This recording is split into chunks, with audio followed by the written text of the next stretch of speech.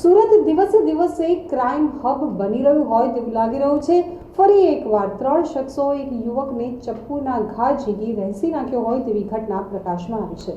જો કે ગણતરીના કલાકોમાં જ પોલીસે આરોપીઓની ધરપકડ કરી લીધી છે। મળતી માહિતી અનુસાર મરનાર સુજલ 8મી ઓક્ટોબરે કતારગામ પોલીસના હાથે મોબાઈલ સ્નેચિંગના ગુનામાં ઝડપાયો હતો અને થોડાક દિવસ પહેલા જ જામીન ઉપર મુક્ત થયો હતો। 3 પૈકી 2 આરોપીઓ સગીર હોવાનું બહાર આવ્યું હતું। પોલીસ સૂત્રોએ આપેલી માહિતી પ્રમાણે બપોરે 2:15 વાગ્યાના અરસામાં ઘટના પ્રકાશમાં આવી હતી। પારસનગર 2માં 3 માળના મકાનમાં ભોયતળીએ લોબીમાં એક યુવાનને ગળા, છાતી અને ડાબા કાનના ભાગે તીક્ષ્ણ હથિયારના ઘા મારી હત્યા કરી દેવાઈ હતી। ઘટનાને પગલે ચોક બજાર પોલીસ ઇન્સ્પેક્ટર વી વાગડિયા તથા ક્રાઇમ બ્રાન્ચની ટીમ ત્યાં દોડી આવી હતી। મૃતક સુજલ અશોક વાટકિયા 20 દિવસ પહેલા જ અહીં ભાડેથી રહેવા આવ્યો હતો।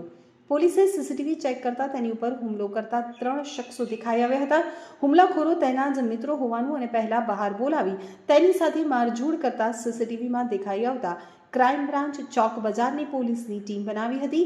આરોપી ટ્રેનમાં બેસીને ભાગ્યા હોવાની વાત બહાર આવી હતી। તો વિગતોને પગલે રેલવે પોલીસની મદદથી ભરૂચ રેલવે સ્ટેશને તેઓને ઝડપી લીધા હતા। ઝડપાયેલાઓમાં આર્યન દરજી ઉપરાંત 2 સગીરનો સમાવેશ થાય છે। તારીખ 17/11/2024ના રોજ ચોક બજાર પોલીસ સ્ટેશન વિસ્તારની અંદર એક મર્ડરનો ગુનો દાખલ થયેલો હતો। જેમાં માહિતી એ રીતના છે કે પોલીસને માહિતી મળેલ હતી કે બપોરે અંદાજિત 2:15ની આસપાસ ચોક બજાર વિસ્તારમાં આવેલી પારસ સોસાયટીની અંદર એક ડેડ બોડી મળેલ છે। પોલીસે તાત્કાલિક વિઝિટ કરી અને જે મરણ જનાર છે એ બાબતે તપાસ કરતા મરણ જનારનું નામ સુજલ અશોકભાઈ વાટુકિયા, જે મૂળ બોટાદ જિલ્લાનો રહેવાસી હતો, જેનું મર્ડર થયેલ હતું। અને ટેકનિકલ વિગતો કરતાં જાણવામાં આવેલું હતું કે 3 વ્યક્તિઓ તેની પર હુમલો કરેલ છે। તો આ અનુસંધાને પોલીસે ગુનાની ગંભીરતા લઈ તાત્કાલિક ટીમો બનાવેલી હતી। સુરત શહેર ડીસીબીની ટીમ તથા રેલવે પોલીસની મદદથી 3 આરોપીઓને અટક કરવામાં આવેલ છે। જેમાં એક આરોપી છે જેનું નામ છે આર્યન રાજેશભાઈ દરજી અને બાકીના 2 છે એ કાયદામાં સંઘર્ષમાં આવેલા 2 બાળકો છે। તો આ 3ને પોલીસે અટક કરીને આગળની કાર્યવાહી હાથ ધરેલી છે।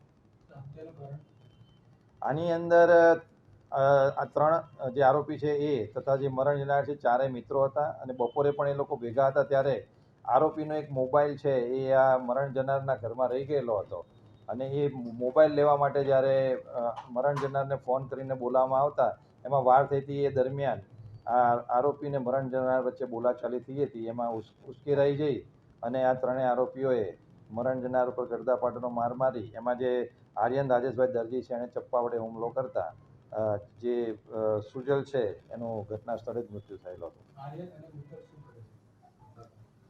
આર્યન જે છે એની વિરુદ્ધમાં અગાઉ ગરફોડના 2 ગુનાઓ સુરત ખાતે નોંધાયેલા છે અને બાકીના 2 કાયદામાં સંઘર્ષમાં આવેલા કિશોરો છે અગાઉ પણ ગરફોડ અને મારામારી જેવા ગુનાઓની અંદર અગાઉ આવેલા છે।